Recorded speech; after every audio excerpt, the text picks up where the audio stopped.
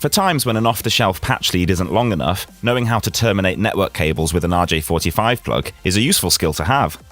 So, to start making your own Ethernet cables, you will need a drum of Ethernet cable, RJ45 plugs, and optionally the strain relief boots, which help stop the little clip lever from snapping off. An RJ45 crimping tool, a pair of snips, and one of these mini wire stripper and punch-down tools is useful to own and will also be useful if you want to wire up any wall sockets as well. And finally, a cable tester. This is essential to verify the cable and all 8 connections are correct and working before you go to use it in your network setup. I've left affiliate links in the video description for all these items.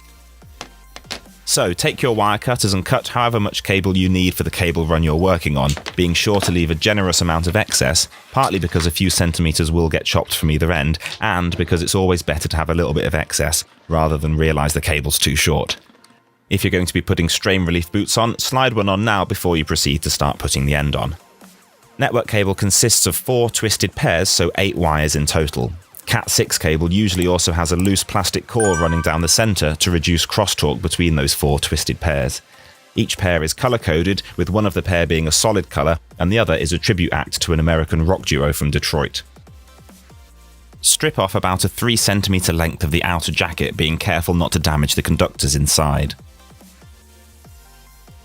Snip off the plastic crosstalk separator and the ripcord thread that both run along inside the cable. Then untwist all 4 pairs of wires and pinch each wire tightly between your thumb and forefinger and run along like this to straighten them out as best you can. You can use the bit of jacket that you've just stripped off to help untwist the pairs if you like by sliding it down between them like this. Many people prefer doing it this way as it's a bit easier on your fingers. Next, it's time to arrange the 8 wires in the correct order so that we can feed them into the plug.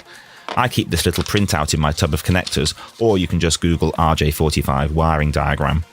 There are 2 main standards, T568A and T568B. The only difference is the greens and the oranges trade places. The key importance is that the wiring is the same on both ends of the cable, so if you're just making a length of cable for yourself at home and terminating both ends with an RJ45 plug, then it really doesn't make any difference, as long as you use the same both end. I tend to use T568B because it's the most widely used. So that's orange and white, solid orange, green and white, solid blue, blue and white, solid green, brown and white, and solid brown.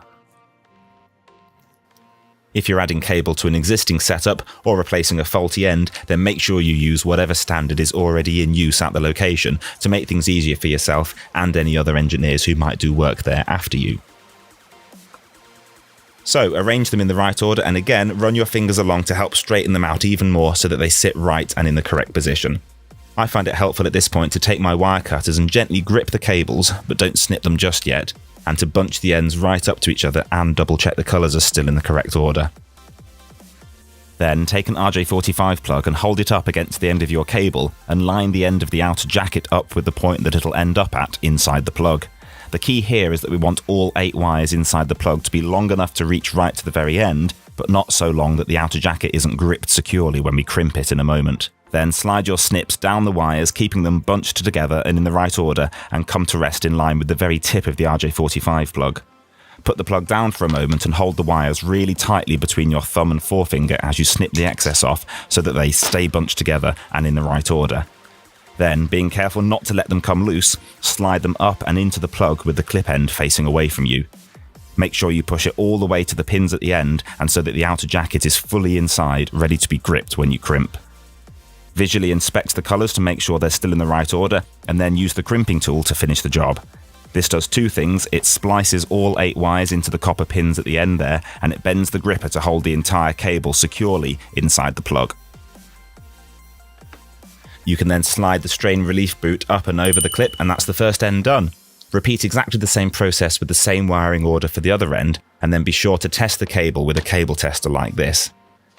This checks all 8 wires individually. It will tell you that the 8 connections are good on both ends, and also that it's wired up correctly on both ends in the right order, or at least in the same order both ends. It does this by sending a pulse down each wire in turn from the master to the remote. You should see the sequence going from 1 to 8 on both ends, and when it does, you know the cable is working perfectly. If you get a sequence like this, then you know you've made a mistake somewhere. If it's a long cable run and both Cat5e and Cat6 cable are good for 100 meters, then you can separate the master and remote parts of the cable tester and put one at each end of the cable run to test it.